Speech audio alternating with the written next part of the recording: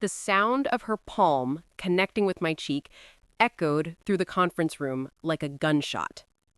"You lying, manipulative witch!" Rebecca screamed, her face twisted with rage as 200 employees watched in stunned silence. 3 weeks later, those same employees would watch security footage that revealed who the real liar was. I stood there, my cheek burning, tasting copper where my teeth had cut the inside of my mouth. Rebecca Harrison, Senior Vice President of Marketing and my direct supervisor for the past 3 years, towered over me and her designer heels, waiting for me to crumble. Instead, I touched my face gently and met her eyes. "Are you finished?" I asked quietly.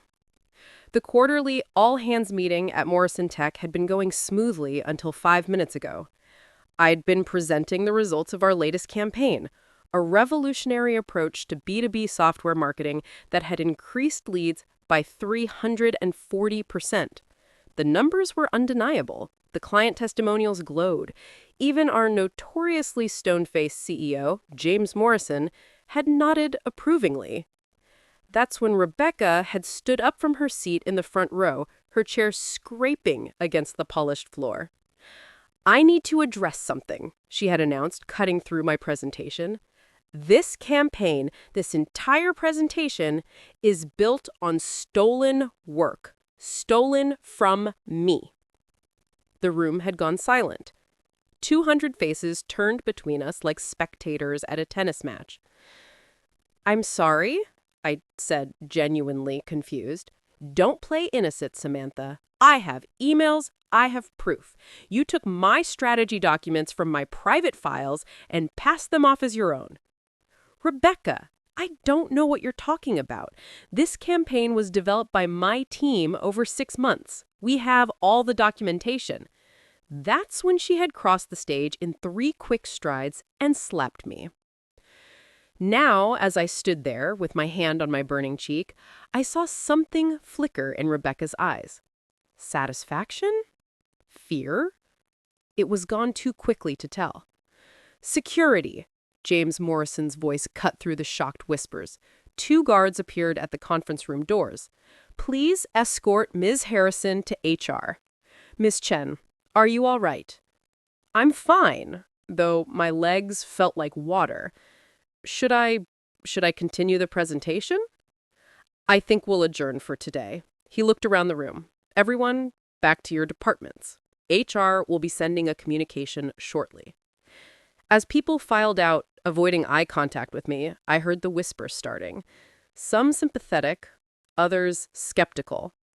In the corporate world, drama like this was career poison, regardless of who was right or wrong. I gathered my laptop and notes with shaking hands, knowing that by lunch this would be all over the company Slack channels. "Sam," a hand touched my shoulder. I turned to find Marcus Williams, our head of IT security, looking concerned. "You okay?" That was intense. "I've been better," I admitted. "Marcus, I need to ask you something. Is there any way someone could have accessed my files? Rebecca seems so certain." He frowned. "Your files are on the secured drive. Every access is logged. If someone got in, we'd know." He paused. "Want me to run an audit?" "Please. And Marcus, check Rebecca's access logs too." His eyebrows rose. "That's, I'd need authorization for that." "Then get it. Because either someone hacked our system or Rebecca just committed assault based on a lie. Either way, we need to know." I made it to my office before the tears came. Not from pain. The slap had been more shocking than painful, but from the sheer injustice of it. 3 years I'd worked under Rebecca. 3 years of staying late to perfect presentations while she left early for wine tastings. 3 years of her taking credit for my ideas in board meetings while I sat silently, telling myself it was part of paying my dues. My phone buzzed. A text from Lisa, my team lead. "OMG, are you okay? The whole floor is talking about it." Then another from David in accounting. "HR wants to see you in 20 minutes. And another from a number I didn't recognize. You got what you deserved. Watch your back. I stared at that last one, my stomach turning. How had someone gotten my personal number already? The walk to HR felt like a perp walk. Every cubicle I passed went quiet, eyes following me. Some people offered sympathetic smiles, others looked away. Rebecca had been with the company for 15 years. She had allies, people who owed their careers to her. I'd been there for 3. Helen from HR was waiting with legal's representative, a stern-looking man named Richard Graves. They asked me to recount everything, recorded my statement, photographed my face where a faint red mark still showed. "Has Miss Harrison ever displayed aggressive behavior before?" Helen asked. "No physical aggression," I said carefully, "but she's been increasingly hostile since I started getting recognition for my work." "Can you be more specific?" I thought about all the little moments. She's excluded me from client meetings, then blamed me when things went wrong. She's accidentally left my name off reports. Last month, she told the CEO I was thinking of leaving for a competitor, which wasn't true. Richard made notes. "And this campaign she claims you stole?" I have every email, every brainstorming session note, every iteration saved with timestamps. My team can verify our process. We worked on this for 6 months. "We'll need all of that documentation," Helen said. "In the meantime, we're placing you on paid administrative leave while we investigate." "What? But I'm the victim here." "It's standard procedure when there are accusations of intellectual property theft," Richard explained. "Miss Harrison is also on leave pending the assault investigation." I left HR feeling like I'd been slapped all over again. Administrative leave. It might as well be a scarlet letter in corporate speak. By the time I got home, the story had evolved. According to the company gossip mill, I'd either 1. Been sleeping with a client to get ahead, 2. Been planning a coup against Rebecca for months, or C. Actually had stolen her work and deserved what I got.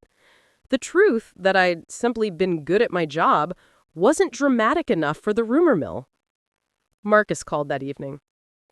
"Sam, I can't say much, but you need to know I found something. Can you meet me tomorrow, somewhere outside the office?" We met at a coffee shop downtown, Marcus looking over his shoulder like we were in a spy movie. "I ran those audits," he said. "Your files were accessed from Rebecca's computer 2 nights ago, after hours." "So she broke into my files?" "That's the thing. She used her admin credentials. She has access to everyone's files in marketing. But here's what's interesting." He pulled out his laptop, angling it so only I could see. "She downloaded your campaign files at 11:47 p.m. on Tuesday. Then at 11:52 p.m., she uploaded nearly identical files to her own private folder, but with creation dates backdated to January." My heart raced. She fabricated evidence? It gets better, or worse, depending on how you look at it. He clicked to another screen. She sent emails to herself from a spoofed address that looked like yours, claiming you were sharing her ideas. But the metadata shows they were all created Tuesday night. Can you prove this? Every keystroke is logged, every file manipulation. She didn't know our security system tracks that deeply. He closed the laptop. "I've already reported this to James Morrison directly. He wanted me to keep it quiet until he could verify everything himself." "Why would she do this?" I asked, though I suspected I knew. The campaign had been too successful. It was going to win awards, generate bonuses, maybe even lead to a promotion. Rebecca couldn't stand that it had come from someone under her, someone she'd hired to be a workhorse, not a star. The next 3 days were the longest of my life. I stayed home, fielding calls from concerned team members and ignoring the nasty messages that kept coming. Someone had leaked my address on the company anonymous board, and I'd had to call the police when someone left a dead rose on my doorstep with a note saying, "Thieves get what they deserve." Then, Thursday morning, my phone rang. James Morrison himself. "Samantha, I need you to come to the office. There's something you need to see." I arrived to find the executive conference room packed. James sat at the head of the table, with legal, HR, and several board members present. Rebecca was there too, sitting stiffly with her lawyer. She wouldn't look at me. "Thank you all for coming," James began. "We've completed our investigation into the events of Monday. What we've discovered is disturbing." He nodded to someone by the door. "Please dim the lights." A projection screen lowered, and suddenly I was looking at security footage from our floor. The timestamp showed Tuesday, 11:43 p.m. There was Rebecca using her keycard to enter the office. "Our security cameras record 24/7, James explained.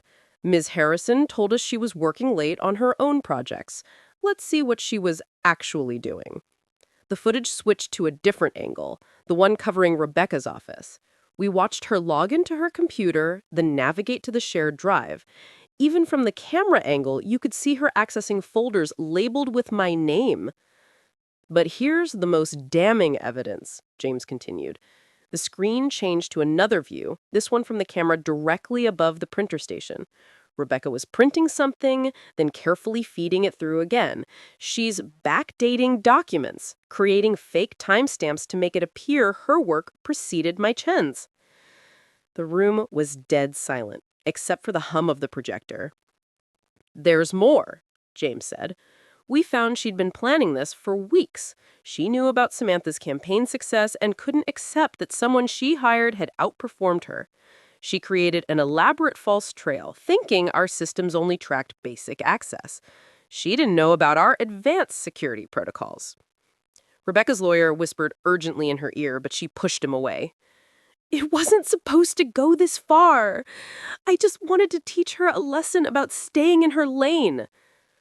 By assaulting her in front of the entire company? By fabricating evidence of theft? By destroying the reputation of one of our most talented employees? She was making me look bad. 3 years I mentored her, and she couldn't even let me share the credit. Everything was always, "My team did this, and I developed that." What about me? What about my contributions? "What contributions?" I found myself saying.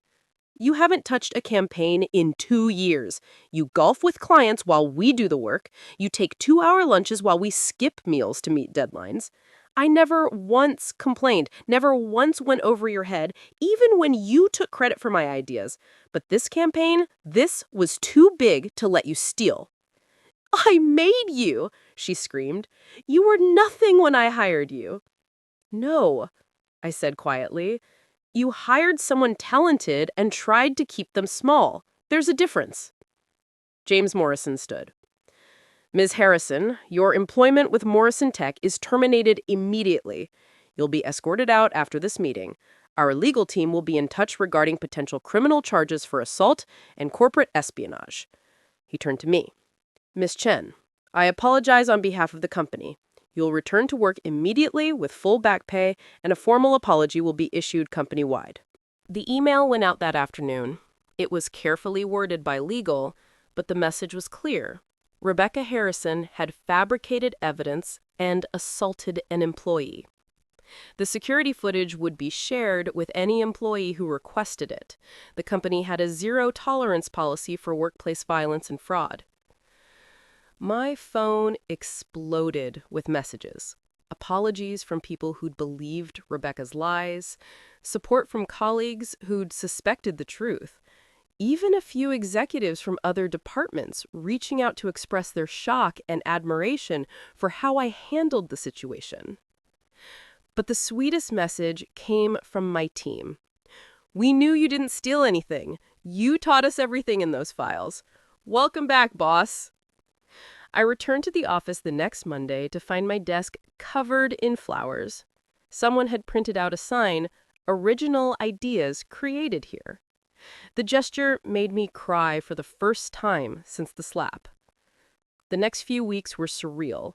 The campaign continued its success, eventually winning 3 industry awards.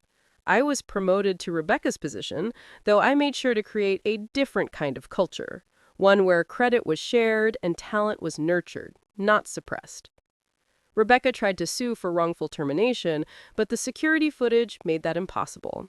She eventually settled for dropping the case in exchange for the company not pursuing criminal charges.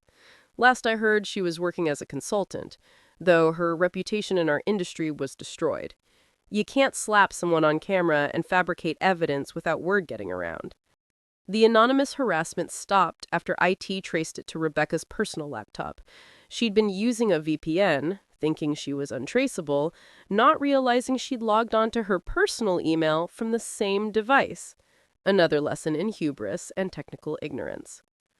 6 months later, I was invited to speak at a conference about workplace bullying and the importance of documentation. I stood on stage, looking out at hundreds of faces, and told my story. The slap, the investigation, the vindication. The truth has a way of surfacing, especially in an age where everything is recorded, tracked, and stored. But more importantly, standing up for yourself and your work isn't about ego. It's about integrity. When someone tries to steal your contributions, they're not just stealing credit. They're stealing your voice, your growth, your future opportunities. Applause. After my talk, a young woman approached me, tears in her eyes. "My boss has been doing the same thing to me," she said. "Taking credit, gaslighting me, making me doubt my own work. I've been documenting everything, but I was scared to act." "Fear is normal," I told her. "But remember, people like that count on your silence. They count on you being too scared or too polite to fight back. Don't let them."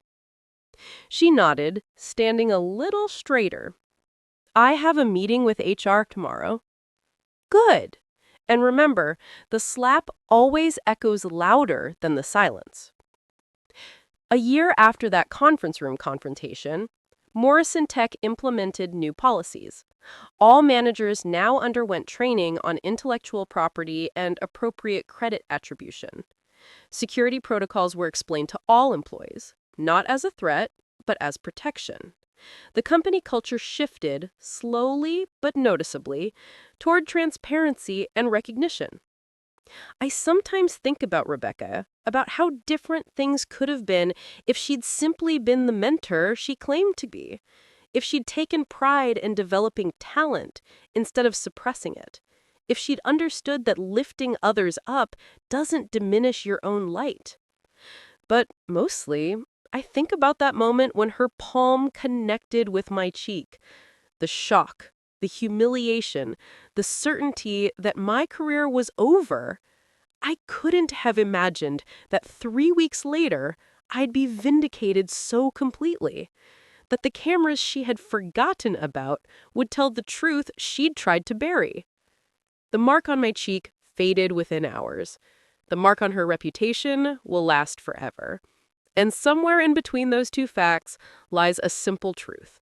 In a world of constant surveillance and digital footprints, the truth isn't just powerful, it's inevitable.